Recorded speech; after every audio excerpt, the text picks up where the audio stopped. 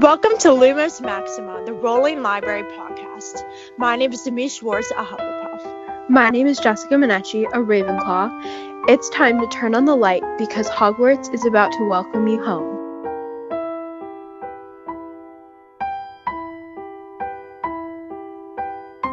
Hello, everyone! I can't believe this day is finally here. I know! It's our first ever episode of Lumos Maxima. Woo! So before we get into the content of this episode, we thought it would be fun to let you guys get to know us a little bit by sharing our Wizarding World profile. So Jess, you can start. Hey guys, my name is Jessica. I am a Ravenclaw. My Patronus is a Borzo. I have an Elder Wand that is 10 1/4 inches long with a dragon heart string core. My favorite Hogwarts class is Defense Against the Dark Arts. My favorite characters in Harry Potter, I know I have 4, and that's a lot of them, but my favorites are Sirius, Lupin, Luna, and Hermione. Okay, wait, can we talk about Lupin real quick? Because it's his birthday today. Well, not when this episode goes live, it's not, but right now when we're recording, it's his birthday. So shout out to Lupin. He is a fantastic werewolf, and he was arguably the best Defense Against the Dark Arts teacher. Yep. I mean, you can fight me on that, but... Yeah, literally though, like, I take him over Umbridge any day. And literally, Umbridge is the worst character in the series. I'm sorry, she's worse than Voldemort. And I don't think there's a single person out there who thinks Umbridge is good. But if you're listening right now and you have something good to say about Umbridge, please let us know. My favorite book is Prisoner of Azkaban because that's when we meet Lupin and Sirius. So that's my favorite book. My favorite Potter memory is when I was 8 years old. So if you guys don't know this, I'm legally blind, so I read Braille. And when I was 8 years old, I was perusing the bookshelf of my teacher's classroom, and there were the Harry Potter books on the top shelf. And of course, I couldn't reach them. And I was like, "What are the books on the top shelf?" And she was like, "That's Harry Potter." She goes, "That's a little bit higher level for you to read." And I was like, "No, it's not." So I grabbed the first volume of the Sorcerer's Stone, and I got started. So. Aww, I love it. So this is my turn. I'm Demi. My house is Hufflepuff, and I'm a super proud Hufflepuff. My wand is sycamore wood, 11 3/4 inches with a phoenix feather core, and it has surprisingly swishy flexibility, which is super cool. Swish and flick. Swish and flick, everybody. Shout out to Flitwick. He literally, though, like, this leads me to my favorite class, even though I skipped my Patronus, which we'll go back to. But seriously, if I could go to Hogwarts and go to class, Charms would be my class because Flitwick is just adorable. He's like so talented at what he does, and he's just an adorable teacher. So I love to have him for Charms, and also Charms seems super cool. So anyway, my Patronus is a white stallion. My favorite book is Deathly Hallows. My favorite character is Neville. I love him so much. And this brings me to my first favorite Potter memory, which is I got to meet Matthew Lewis, who, if you guys don't know, he plays Neville Longbottom in the movies. Another favorite memory of mine is going to the Wizarding World in Los Angeles for my 20th birthday. And lastly, I saw Harry Potter and the Sorcerer's Stone and Chamber of Secrets live with an orchestra. So now that you guys got to get to know us a little bit, Jess, do you want to tell everybody what our topic of the episode is? Our topic is Luna Lovegood. In fact, the February issue of the Rolling Library magazine has an awesome article about Luna. Let's take a look. Let's take a glimpse into the articles in the latest issue of the Rolling Library magazine. Issue number 38, which is February's issue of the Rolling Library magazine, is out now. Unfortunately, we Mongols don't have Owl Post, so you can check this out on therollinglibrary.com along with the other issues. So let's take a look at the articles in this issue. First, we have an article called Harry Potter and the Vanishing Editor, which is all about J.K. Rowling's writing process. Next, we have my article, which is called Lots of Love for Luna Lovegood. Luna's birthday is on February 13th, so she was my first ever Character of the Month article. I'm going to be doing one of these every month, so stay tuned for more. We also have an article about the 5th book in the Cremorne Strike series, which is called Troubled Blood. You can check this article out for all the information that we know so far. There's also an article in here about the Tales of Beetle the Bard audiobook that's coming out very soon. And we have an article about Adelbert waffling and some confusion that arose from Harry Potter and the Prisoner of Azkaban when the book was translated into other languages. It's very interesting. So you can check all these articles out in the issue. As usual, the issue ends with a Wizarding World crossword puzzle, which is always super fun to do. And there's a quote in here from J.K. Rowling. Jess, you want to read that? Sure, I'd love to. So Jo says, mostly they, kids, are really worried about Ron, as if I'm going to kill Harry's best friend. What I find interesting is only once has anyone said to me, don't kill Hermione. And that was after a reading when I said no one's ever worried about her. They see her as someone who is not vulnerable, but I see her as someone who does have quite a lot of vulnerability in her personality. This is such a thoughtful quote because I know for me, like when I first read it, I didn't really think of Hermione as a vulnerable character. But now that I'm giving more thought to it, I can definitely see where J.K. Rowling is getting her thoughts that she has a vulnerable personality. Yeah, it would be really interesting to do a character analysis about Hermione. And we might do that someday, so stay tuned. But right now, let's talk about our quote of this episode, our quote about Luna Lovegood. It's time for Quick Quotes Corner. The quote for this episode is from Chapter 21 of Harry Potter and the Deathly Hallows, called The Tale of the Three Brothers. Luna had decorated her bedroom ceiling with 5 beautifully painted faces: Harry, Ron, Hermione, Ginny, and Neville.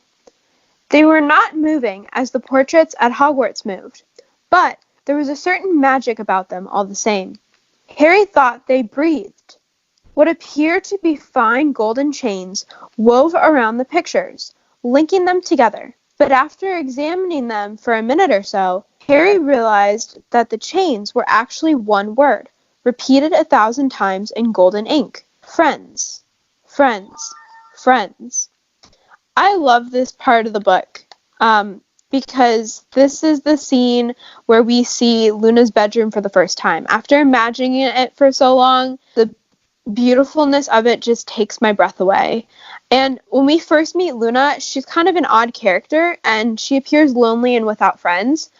But we also see this bring out the kindness in Harry's character because he opens up his heart when he sees her and he offers her a place in his friend group.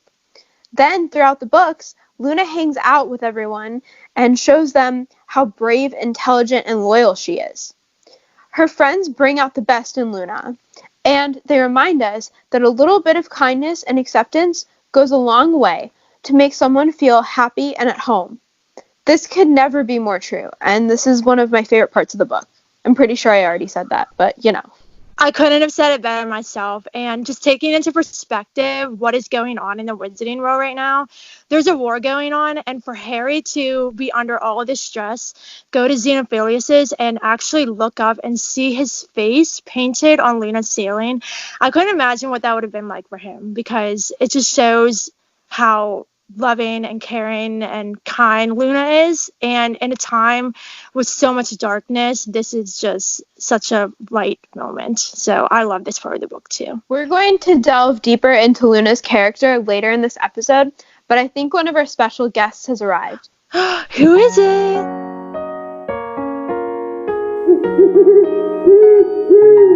Hey, it's Polly, our owl. She's bringing us the wizarding news in the Muggle world. Before we do our wizarding news, I just want to talk about how Polly got her name.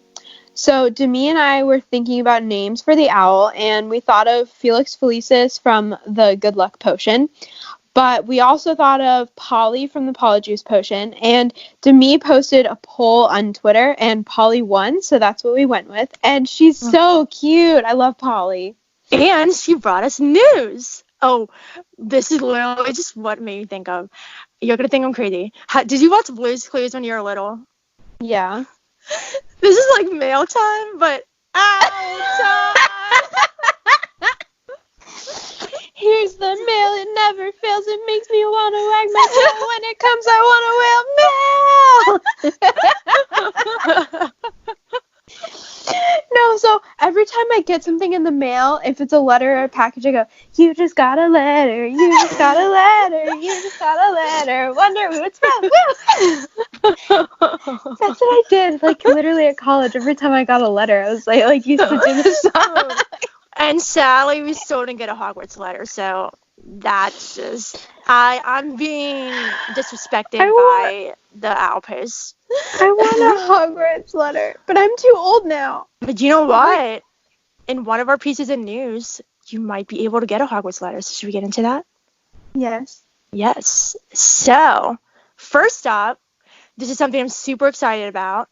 The Tales of Beetle the Bard audiobook comes out on March 31st, which is coming up super quickly, and features 5 wizarding fairy tales, including The Wizard and the Hopping Pot, The Fountain of Fair Fortune, The Warlock's Hairy Heart, Babbity Ravity and her Cackling Stump, and the most famous of the 5, The Tale of the Three Brothers. The audiobook is narrated by some Wizarding World stars, including Ivana Lynch, Luna, who narrates The Fountain of Fair Fortune. So make sure to listen to this when it comes out because we are excited. We are very excited. I literally want to borrow a kid and listen to it with them because it's just going to be so cute. And the fact that it's set to music, oh my God. Like, everybody needs to get this. Like, hoard your Audible and Amazon money. Like, seriously. So next up, this is for our London Potterheads and everybody going to London this year.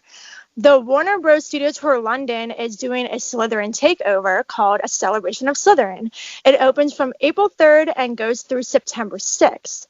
They are going to be decorating the Great Hall in Slytherin colors of green and silver, and they are going to be celebrating a victory of the Slytherin House Cup. Also, they are going to be having the Malfoy family costumes and Voldemort's looks on display.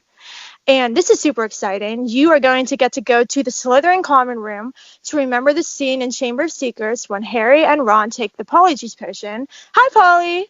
To see if Malfoy is the heir of Slytherin. If you want to find out more information and ticket information, go to the Warner Bros. Studio Tour London's website. This is going to be so cool. I wish I want to go to London. Yeah, I've always wanted to go to London. To London. Lastly, this was announced a little bit ago, so I thought I would share.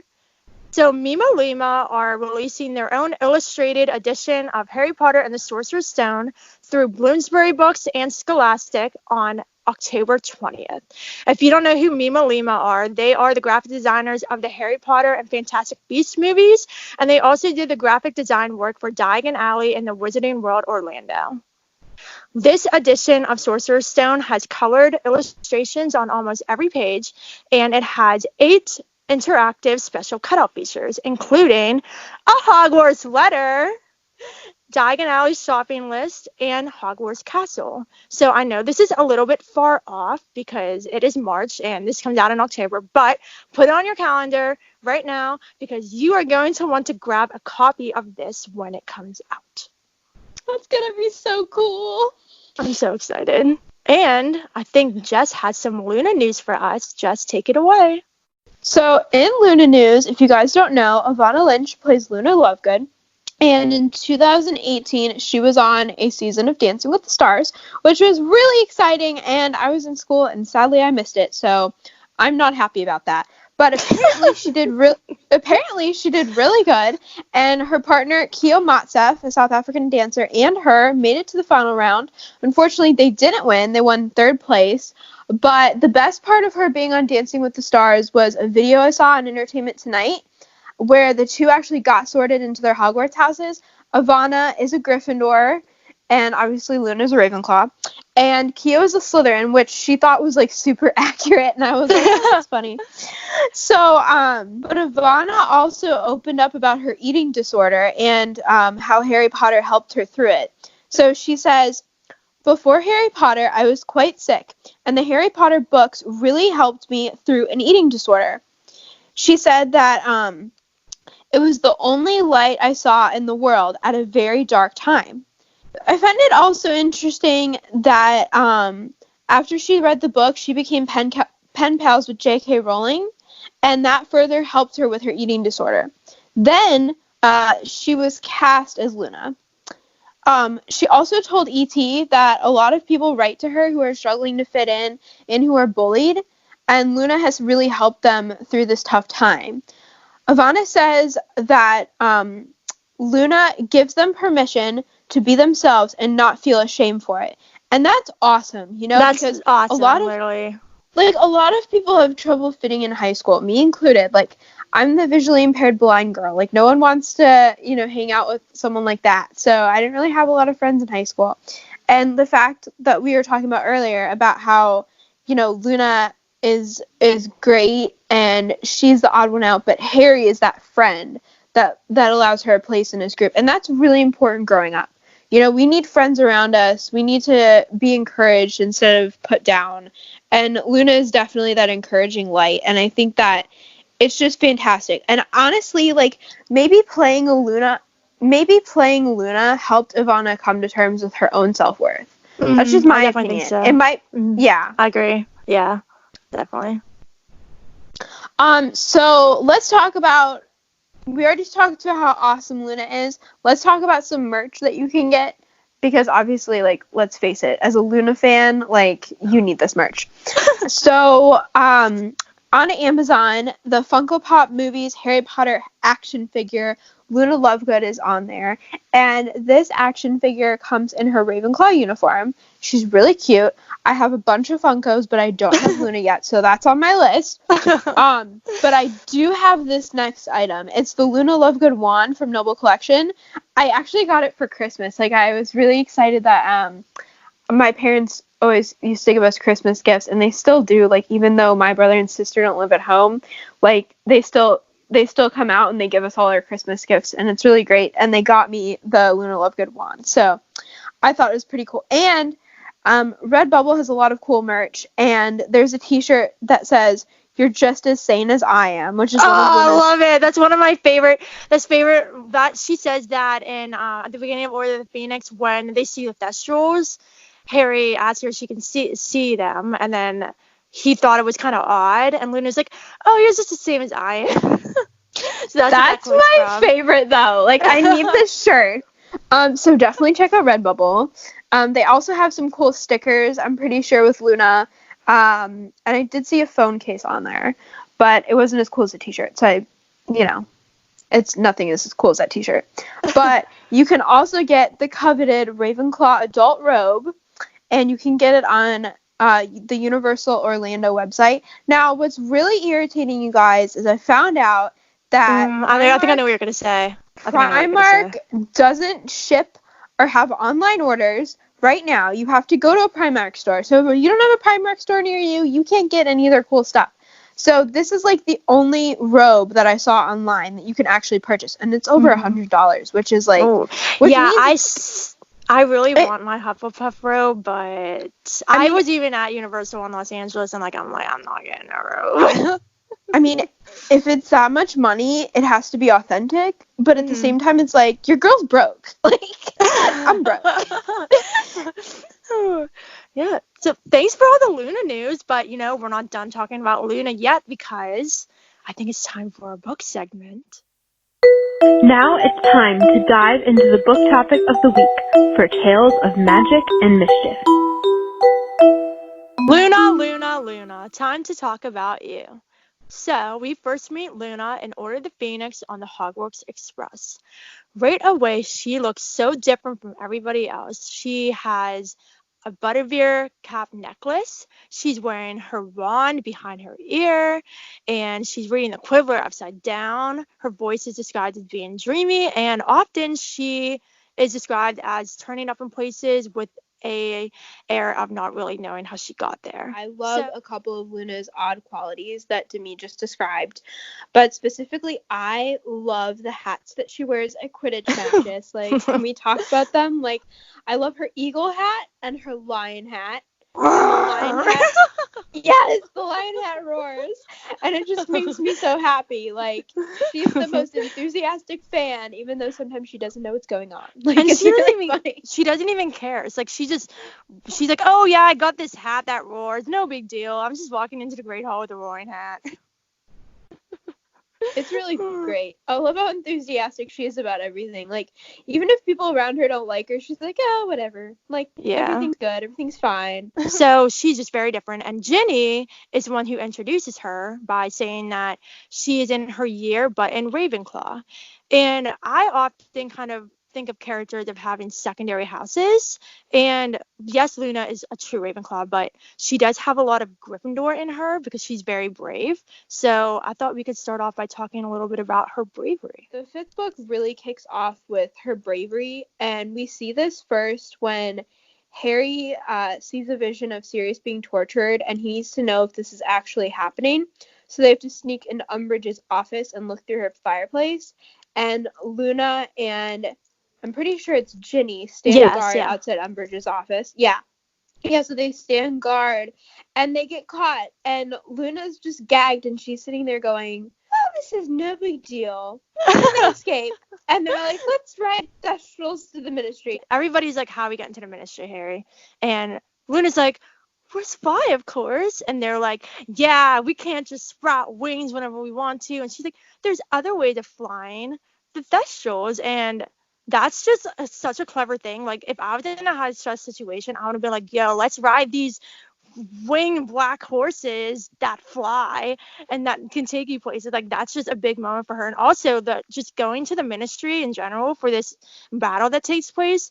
Harry, Ron, Hermione, Ginny, and Neville are all Gryffindor, and Luna's the only one going who isn't. So that just shows that she's very brave. I mean, the battle is definitely dramatic, but I often forget that Luna plays a big part in this battle, and maybe it's just because I'm focused on the big three, but I forgot that Ron actually gets hit by something that makes him confused, and Luna's actually there to protect him. And later, when Ginny was seized by the ankle, Luna protects her, and they're able to get away from the Death Eaters and meet up with Harry and Neville. And then Luna and Neville help in the rest of the battle with everybody. And, you know, unfortunately, obviously Sirius dies, but we also see that point where we see Luna's other quality kicking in, which is her spiritual quality, when they talk about the people behind the veil, you know, the people that die. You can actually hear their voices in the afterlife. And it's really quite interesting because Hermione, who's the type of character who's like, no, there's nothing there. I can't hear anything. And Harry and Luna are like, well, we've experienced death and we can hear this. And it's kind of like foreshadowing to the Deathly Hallows. And it's kind of tied into the Thestrals too, you know, because Harry and Luna and Neville are the only ones that could see the Thestrals, and that's probably why Hermione hasn't witnessed death, so she hasn't experienced that emotion on that deep level. So when they're at by the archway with the veil, and Harry and Luna are like, there's voices, Hermione's like, there's nothing there. Like, she can't hear them, but this shows like a big connection between Harry and Luna, which we kind of see later when they're back at Hogwarts, and they open up about like how Harry lost Sirius, and Luna shares like how her mom passed away when she was 8 years old. 8, 9? I think it's 9. I think something around. I think it's 8. 8. I think it is 8 too. 9. Yeah, 8 years old. Because her mom was an extraordinary witch who one of her spells went badly one day, but she has this, how Jess was saying, like a spiritual aspect to her when she's saying like, oh, well, it's not like we'll never see them again, like I'm definitely gonna see my mom again. You heard her, she's just beyond the veil, you know, so that quality comes out with her too. I really like that, and it also goes into the whole thing how Luna is just very open to the world around her. She's open to listening to what Harry has to say about Voldemort and how he came back in the beginning of Order, and she's just open to his opinions, and she's trusting to Harry. She's like, I haven't seen it for myself, but I trust you. And she's just very like also open to her dad's crackpot theories about, you know, Crumplethorn Snorlax and everything like that. She's very respectful of everybody. Like, she respects her father, and she reads his work, and she tries to, you know, get on with his theories and believe what he says because he's her father, and she respects him, and she has a weird upbringing, but I think that brings so much to the story. Like, Mhm. if there was no Luna, there would be no, like, Harry's personality expanding even more by showing his kindness and letting her into the group. And there would Mhm. be no, like, talk of how kind of like in high school these days, some people don't fit in and some people aren't accepted. And Luna's the one that's accepted. And that just makes Hogwarts even more of a better place, you know? Yeah, and going off of that, like moving on to the next book in Half-Blood Prince, when Luna is commentating that Quidditch match, she's out there like pointing at oddly shaped clouds, and Professor McGonagall's like, the score, Luna, but she's like, oh, look at that cloud, and it's just like she's just so fun, and even Ron, who like I feel like Harry was more approachable to Luna, but Ron was kind of more hesitant, I feel like, and Ron was in the hospital wing at the time during that Quidditch match, and he could hear the commentary, and he even told Lena like, that was really good commentary. And then in that moment when Luna walks away from them, Ron even tells Harry and Hermione like, she's growing on me, Luna. So you really see like in Half-Blood Prince how Luna is starting to really become their friends. And another part in Half-Blood Prince where it shows her friendship is when Harry asks her to Slughorn's Christmas party, which I think is adorable because this is a high-stress situation with everything going on. And Harry even mentions that it was worth bringing her along to the party because she was such a laugh and just such a kind-hearted and fun person to be around. Even though she can be odd sometimes, she's really like the life of the party. Yeah, I love that. I love how free-spirited she is. She's just like, I'm going to do what I want. I'm going to talk to whoever I want. I'm going to be whoever I want. And if people, don't accept that, that's cool. But I have friends that do. And that's just really great. It's freeing. It really shows kids who read these books that, you can be whoever you want to be. And like Ivana Lynch was saying in that article, like, you can't be ashamed of it, or you shouldn't be ashamed of it. Yeah. Yeah. Wait, one more thing about the party. When he asked her, he was in Transfiguration class, and one of his eyebrows was yellow because he just did a spell wrong. And Luna's like, oh, your eyebrow's yellow. Is that for the party? Do you want me to turn my eyebrow yellow too? Oh my god, I forgot about that. I just think that's like so adorable. And like that just shows how observant she is too. Like, yeah, he had a yellow eyebrow, and she's like, oh, your eyebrow's yellow. Should I do that too? And it's just like it doesn't really phase her in a way that if I would have saw someone with the eyebrow yellow, I would have been like, yo, why's your eyebrow yellow? I want to be like, hey, should I do that too? She's just so different. I love it. She's my favorite. She's like that odd friend that just observes different things and that you really idolize for it, like some stuff that I wouldn't notice or that I wouldn't see, like she just kind of comments on it, and she's just like just so with it too. Like she makes people think that she's not with it sometimes because she's constantly secluded, or she was reading Kind of in her own Quibbler world a upside little down. bit. People are like, yeah, and people are like, oh, well, don't you know that you're reading this upside down, and don't you pay attention? But she's really there, and I think I just really like that part about her. And also, let's talk about my favorite thing, which is her and the DA. That is my favorite thing. Yes. And yes. Like, and when she's in it and then she relaunches it, that's my favorite part. Yeah, that's been in the Deathly Hallows when Harry, Ron, and Hermione are off hunting these Horcruxes, and Luna is back at Hogwarts, like doing everything she can to fight from the inside. Like she is there alongside Ginny and Neville when they try to steal the Sword of Gryffindor out of the headmaster's office. Like she's right there doing that, and then you see how she gets taken by the Death Eaters because of what her dad is writing in the Quibbler. But when she's down in that cellar, like her kindness really shows out too, and her bravery, because she's there for Mr. Ollivander a lot.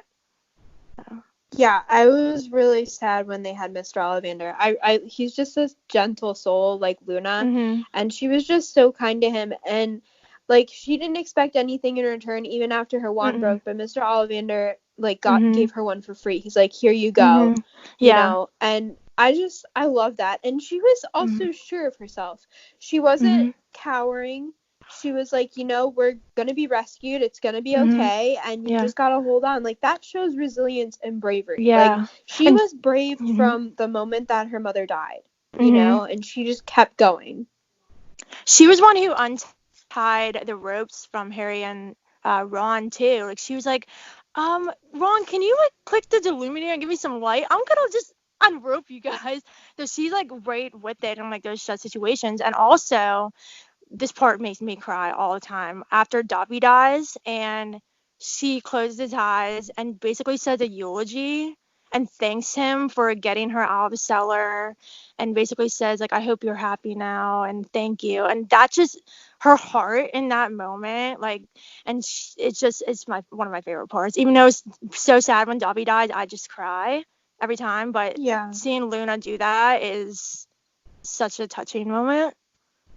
Yeah, I mean, and just think about how, like, JK does all these characters. Like, there's 3 dimension to every single character. Even the little house elf that we just think adores Harry, and that's about it.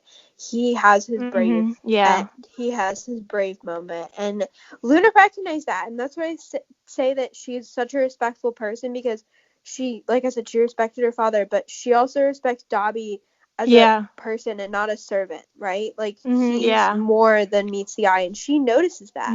She notices that about everybody, and that's just amazing, you know? And this brings us to the end of Deathly Hallows, and Luna really explodes into this incredible, intelligent, brave character. And when Harry, Ron, and Hermione finally make it back to Hogwarts, and they're looking for the last Horcrux, they think it has something to do with Ravenclaw, but they don't know what it is, they don't know where it is, and they go into the room of requirement, and the whole DA is there, and they're asking for help, and Luna's the one that pipes up and is like, oh, the lost diadem of Ravenclaw. And everyone's like, Luna, it's lost. That's the point. Duh. So they're all kind of like making fun of her. But this is such an intelligent moment because Luna's like, oh, well, it's been lost for centuries. But hey, Harry, like there's a replica of it in the Ravenclaw common room. I can go show you. So then he sees it.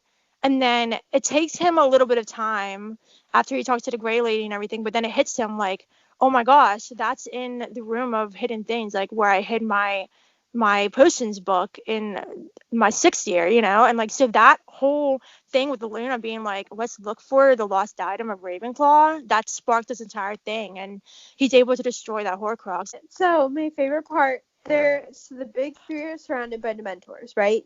And Luna is there, and she's telling Harry, like, you can do this, like, think of something happy, like, we're all here, we're all not gonna die, you know, because you're here. And he's like, he just summons the stag, and I'm just like, wow, like, if she wasn't here, you know, she just becomes this integral character that JK just, like, she comes out of nowhere in the 5th book, and here she is just, like, telling Harry, you know, you can do this. And I think her direct quote is, we're all still here, we're still fighting. I think that's what she says. We're all still here, we're still fighting. I think that's what she says. Yeah. And that's true in huge. any part of life.